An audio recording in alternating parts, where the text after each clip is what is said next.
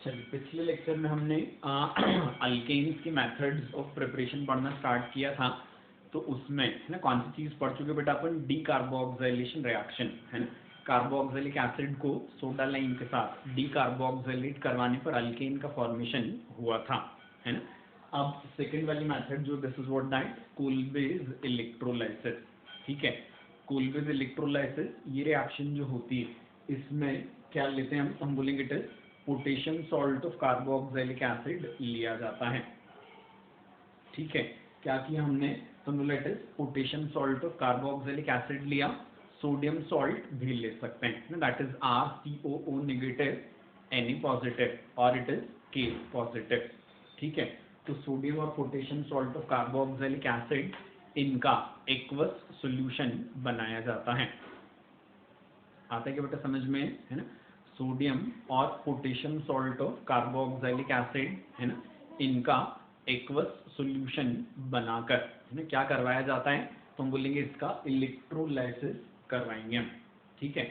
Electrolysis में क्या बनता है, तो हम बोलेंगे अल्केन और CO2 ये एनोड पर बनेंगे और हाइड्रोजन और KOH ये क्या बनते हैं, कैथोड पर बनते हैं, है ना।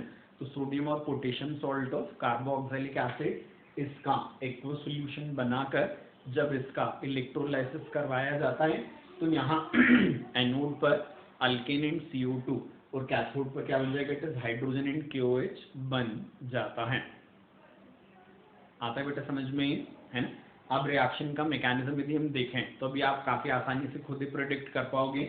इलेक्ट्रोलाइसिस का मतलब क्या होता है, तो हम बोलेंगे एनोड पर जाकर एनायन ऑक्सीडाइज होता है और कैथोड पर जाकर कैटायन का क्या होता है, दैट इज रिडक्शन होता है ना।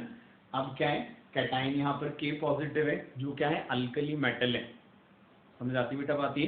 तो ये 11th में एस ब्लॉक में आपने पढ़ा हुआ है कि अल्कली मेटल्स जो होते हैं है ना, इनके कैटायंस का एक्वस सॉल्यूशन में क्या नहीं हो पाता, तो हम बोलेंगे इट इज इलेक्ट्रोलाइसिस नहीं हो पाता, ठीक है ना, क्योंकि इनको रिड्यूस करना मुश्किल है। तो कौन सी चीज होती है, तो हम बोलेंगे अल्कली मेटल के बजाय क्या हो जाता है, तो हम बोलेंगे अल्कली मेटल के बजाय वाटर जो होता है, ठीक है, वो क्या हो जाएगा यहाँ रिड्यूस हो जाएगा, है ना।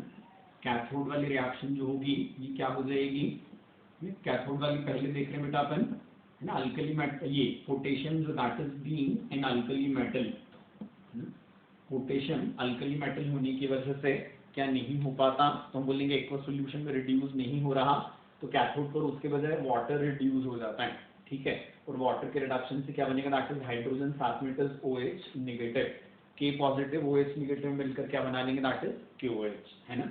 तो ये क्या हो जाएगा, दैट इज कैथोड का प्रोडक्ट हो जाता है। समझ आती बेटा बात ये, है ना। तो this is simple to understand. अब क्या है, एनोड पर ऑक्सीडेशन होगा, है ना। तो एनायन कौन है यहाँ, RCOO negative, this is anion, ठीक है। ये एनायन एनोड पर जाकर जब ऑक्सीडाइज होगा तो क्या होगा, यहाँ से लॉस ऑफ इलेक्ट्रॉन, ठीक है। इलेक्ट्रॉन निकला, क्या बनेगा, RC double bond O radical. आगे की बेटा बात समझ में, है ना। क्या बन जाएगा यहाँ, हम बोलेंगे it is RC double bond O radical, इसका फॉर्मेशन हो जाता है, ठीक है। अब कौन सी चीज होती है, हम बोलेंगे कि ये अपन ने पढ़ा हुआ है ना। इसके बाद क्या हो जाएगा, दैट इज फ्रेगमेंटेशन। तो यहाँ से CO2 उड़ेगी और क्या बन जाएगा, दैट इज R रेडिकल बन जाता है ना। तो सिंपली कौन सी चीज हुई, एनायन का एनोड पर ऑक्सीडेशन हुआ, ऑक्सीडेशन मतलब लॉस ऑफ इलेक्ट्रॉन, तो नेगेटिव चार्ज में से एक इलेक्ट्रॉन निकल गया ऑक्सीडेशन से, इससे क्या बन गया, इट इज RCOO रेडिकल बन गया, ठीक है। अभी जो RCOO रेडिकल होता है कौन सी चीज हो जाएगी, तो हम बोलेंगे इसमें होता है फ्रेगमेंटेशन। तो फ्रेगमेंटेशन से CO2 उड़ी, क्या बना, इट इज R रेडिकल, ठीक है। इसी टाइप से एक और R रेडिकल जो जनरेट होगा इसी रिएक्शन कंटेनर में, वो इससे कंबाइन करके क्या बना लेगा, दैट इज RR बना लेता है। आते हैं समझ में, है ना। क्या हो जाएगा, तो हम बोलेंगे R radical and R radical इनकी कॉम्बिनेशन से क्या बन जाएगा, इट इज RR बन जाता है। क्लियर होगी बेटा बात ये। So this is what that main product in reaction RR, और फ्रेगमेंटेशन से क्या बन गया था, दैट इज CO2। समझ आ गई बेटा बात ये। तो that is very simple to understand. अब क्या होगा, तो हम बोलेंगे विथ टाइम क्या हो जाएगा, R रेडिकल और ये जो RCOO रेडिकल है ना, क्या होगा, इनका भी कोएग्जिस्टेंस हो सकता है, तो ये दोनों भी आपस में टकरा के क्या बना लेंगे, that is Easter. But Easter जो है ये रिएक्शन का मेन प्रोडक्ट नहीं, मेन प्रोडक्ट तो बेटा किसको बोलेंगे, दैट इज अल्केन को बोलते हैं, है ना। बट क्या हो जाएगा, RCOOR भी ठीक ठाक अमाउंट में मिल जाता है ना, 10-12-13% मिल जाएगा ये। समझा के बेटा बात ये, है ना। तो इसमें मोर देन वन करेक्ट के लिए ध्यान में रखना है ना, कि Easter also is one of the products in the reaction, ठीक है। इसके बाद फिर कौन सी चीज हम बोलेंगे कि रिएक्शन में अल्काइल रेडिकल बन रहा है, मतलब माइनर प्रोडक्ट में डिस्प्रपोर्शनेशन को भी एक पॉसिबिलिटी जैसा हमको ध्यान रखना पड़ेगा, है ना। तो disproportionation that also is a possibility as reaction intermediate is what, alkyl radical. समझ आ गई बेटा बात ये, है ना। अब इसके बाद फिर कौन सी चीज अपन बोलते हैं कि जैसे यदि आपने ये लिया ना डाइकार्बोक्सिलिक एसिड जिसमें COO कहाँ लगे, दैट इज एडजेसेंट कार्बन पर, इनको हम क्या बोलते हैं, विसिनल डाइकार्बोक्सिलिक एसिड, ठीक है। तो ये क्या है, 4 कार्बन वाला, इट इज सक्सिनिक एसिड, उसका पोटेशियम सॉल्ट है, so this is potassium succinate, ठीक है। तो इस पोटेशियम सक्सिनेट का जब आप इलेक्ट्रोलाइसिस करवाओगे मैकेनिज्म ऐसे ही रहेगा, कैथोड पर हाइड्रोजन और क्यूएच कैसे बनते हैं पता है ना। एनोड पर इसका ऑक्सीडेशन हुआ तो क्या बना, COO रेडिकल, इसका भी ऑक्सीडेशन हुआ, क्या बना, COO रेडिकल, ठीक है।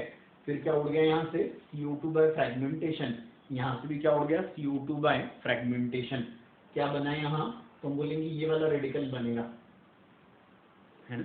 क्या बनेगा यहाँ, तो हम बोलेंगे ये वाला रेडिकल बनता है। समझ आ गई बेटा बात ये, ठीक है। अब ये रेडिकल बनेगा तो कौन सी चीज, रेडिकल की आपस की रिएक्शन से किसका फॉर्मेशन होता है, दैट इज ऑफ अल्कीन, है ना। क्योंकि कौन सी चीज है, एडजेसेंट कार्बन पर रेडिकल है, तो पाई बॉन्ड बनना काफी ज्यादा आसान काम है ना। एक और जो प्रोबेबल रिएक्शन हो सकती है कि सिर्फ 2 रेडिकल आपस में टकराते हैं ना, जो नॉर्मली होता, तो हम बोलेंगे 2 रेडिकल आपस में टकराएंगे तो उसके लिए 2 रेडिकल का आसपास आना जरूरी है ना, मतलब एक दूसरे पर डिपेंडेंट है कि एक दूसरे से टकराएं तो रिएक्शन करें। जबकि ये वाली रिएक्शन जो है इसके लिए इस रेडिकल को किसी और के पास जाने की जरूरत नहीं, वो खुद अपने अंदर ही रिएक्शन कर सकता है ना।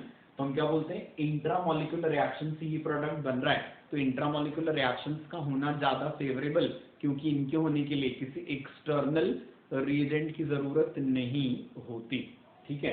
जबकि इसका फॉर्मेशन है ना इज रिक्वायरिंग व्हाट, तो हम बोलेंगे ये तब बनेगा जब 2 रेडिकल आपस में टकराएं, तो ये प्रोडक्ट जो रहेगा ये माइनर होता है, कम अमाउंट में मिलेगा, ठीक है। और अल्कीन इस रिएक्शन क्या क्या रहेगी, दैट इज मेजर प्रोडक्ट। समझ आ गई बेटा बात ये। तो जो हम क्या करते हैं, विसिनल डाइकार्बोक्सिलिक एसिड के पोटेशियम सॉल्ट को इलेक्ट्रोलाइज करते हैं ना, विसिनल डाइकार्बोक्सिलिक एसिड का पोटेशियम सॉल्ट, ठीक है। जब इसका इलेक्ट्रोलाइसिस करते हैं ना, विसिनल का मतलब क्या होता है, एडजेसेंट एटम पर एक जैसे फंक्शनल ग्रुप, ठीक है। तो विसिनल डाइकार्बोक्सिलिक एसिड के पोटेशियम सॉल्ट के इलेक्ट्रोलाइसिस पर क्या बना, दैट इज अल्कीन बनी, है ना। अब exactly on the same logic ये क्या है, हम बोलेंगे इट इज, ये भी विसिनल डाइकार्बोक्सिलिक एसिड है, लेकिन इसमें एक पाई बॉन्ड पहले से प्रेजेंट है ना। इसमें भी K पॉजिटिव कैथोड पर गया, इसका ऑक्सीडेशन रेडिकल, इसका ऑक्सीडेशन रेडिकल, CO2 फ्रेगमेंटेशन से उड़ा, CO2 फ्रेगमेंटेशन से उड़ा, क्या बना, तो हमने बोला ये वाला रेडिकल। अब ये रेडिकल आपस में जुड़कर क्या बना लेंगे, पाई बॉन्ड, तो रिएक्शन में क्या बन जाता है, दैट इज अल्काइन, है ना। तो जो हम क्या लेते हैं, विसिनल डाइकार्बोक्सिलिक एसिड अनसैचुरेटेड, ठीक है, इसके पोटेशियम सॉल्ट का इलेक्ट्रोलाइसिस करवाते हैं, तो रिएक्शन में फॉर्मेशन होता है किसका, तो हम बोलेंगे तब रिएक्शन में फॉर्मेशन होता है अल्काइन का, तब रिएक्शन में क्या बन जाएगा, तो हम बोलेंगे दैट इज अल्काइन बन जाएगी, है ना। ऐसे वाले 2 रेडिकल्स नहीं जोड़ते हैं, क्योंकि उनको आप जोड़ोगे तो बनेगा साइक्लोब्यूटाडाइईन, जो क्या होता है बेटा, एंटी एरोमेटिक होता है, ठीक है। तो हम बोलेंगे उसका फॉर्मेशन नहीं होगा यहाँ, है ना। तो विसिनल डाइकार्बोक्सिलिक एसिड के इलेक्ट्रोलाइसिस पर है ना, पोटेशियम या सोडियम सॉल्ट के अल्कीन बना, विसिनल डाइकार्बोक्सिलिक एसिड अनसैचुरेटेड के सोडियम या पोटेशियम सॉल्ट के इलेक्ट्रोलाइसिस पर अल्काइन बना। समझ आती बेटा बात ये, है ना। यदि आप कौन सी चीज ले लेते हो, पोटेशियम फॉर्मेट ले लोगे, तो क्या हो जाएगा, यहाँ पे कैथोड पे तो हाइड्रोजन बनती है, अब क्या हो जाएगा, इस बार CO2 के फ्रेगमेंटेशन से हाइड्रोजन रेडिकल बनेगा, और हाइड्रोजन हाइड्रोजन की कॉम्बिनेशन से क्या बनेगा, इट इज H2, ठीक है। तो पोटेशियम फॉर्मेट का के एक्वा सॉल्यूशन का इलेक्ट्रोलाइसिस करवाने पर कैथोड और एनोड दोनों पर हाइड्रोजन का लिबरेशन होता है। आया बेटा समझ में? ठीक है। अब इसके बाद फिर एक और जो रिएक्शन हम देखेंगे ना, नेक्स्ट वाली मेथड ऑफ प्रिपरेशन कौन सी है, तो हम बोलेंगे अल्काइल हैलाइड का रिडक्शन है।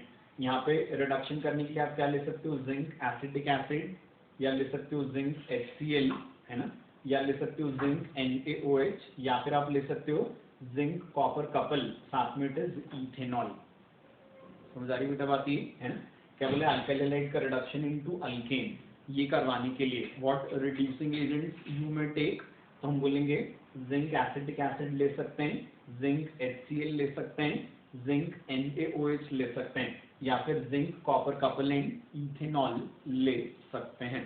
ठीक है, तो सारे रिड्यूसिंग एजेंट्स में से कोई सा भी एक यदि हमने अल्काइल हैलाइड पर डाला तो ये अल्काइल हैलाइड कन्वर्ट हो जाता है किसमें, दैट इज इनटू अल्केन। आगे बेटा समझ में? ठीक है ना? अब इसके आगे नेक्स्ट वाली जो मेथड्स हैं वो हम नेक्स्ट वाले सेक्शन में देखेंगे ना, हाइड्रोकार्बन बनाने की।